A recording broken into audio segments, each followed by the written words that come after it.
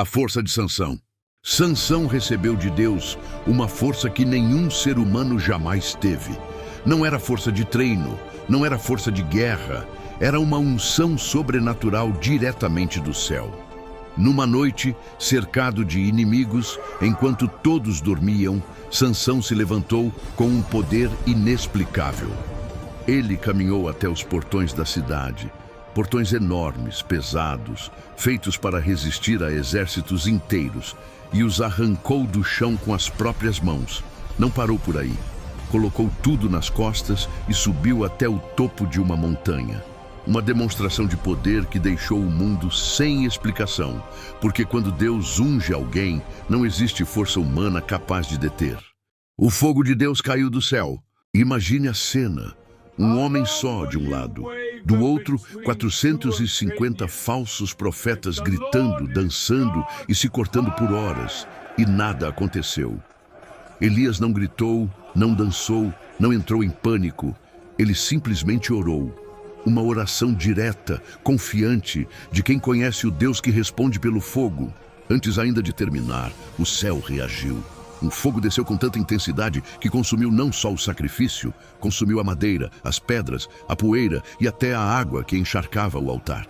450 contra 1. E Deus escolheu o 1. Porque não é a quantidade de vozes que move o céu, é a fé de quem ora com certeza de que Deus vai responder.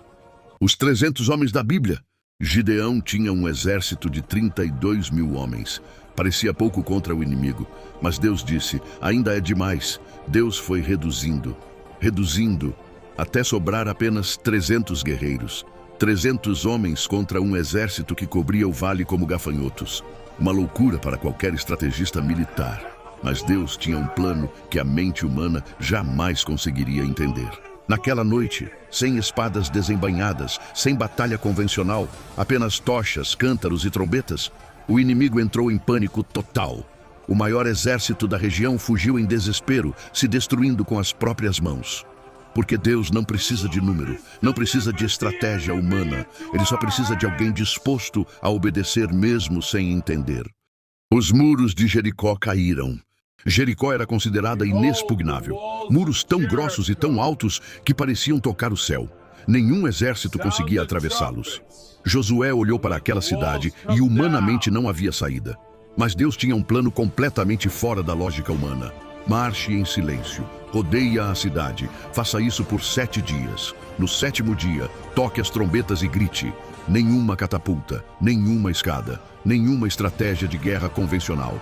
Josué não questionou, não hesitou, simplesmente obedeceu.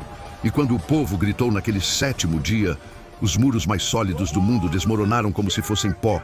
Porque quando Deus manda agir pela fé, os obstáculos que pareciam eternos caem em segundos. E o impossível se torna apenas mais uma vitória de Deus. Deus chamou um menino. Você ouviria a voz de Deus se ele te chamasse hoje? Ou passaria a noite inteira achando que é outra coisa? Samuel ainda era apenas um menino, dormindo no templo, quando uma voz cortou o silêncio da noite e chamou seu nome. Ele correu até Eli, o sacerdote mais experiente ali, e disse, aqui estou, tu me chamaste. Mas Eli respondeu, não fui eu, volta a dormir. Aconteceu uma 2ª vez, uma 3ª vez, e foi aí que Eli entendeu. Não era ele, era o próprio Deus chamando um menino pelo nome. Eli orientou Samuel. Quando a voz chamar de novo, responde, fala, Senhor, pois o teu servo ouve. E naquela noite silenciosa, sem efeitos especiais, sem multidão, sem grande evento, um simples menino abriu o coração e respondeu ao chamado de Deus. E esse menino se tornou o maior profeta de toda uma geração de Israel. Deus ainda chama pelo nome.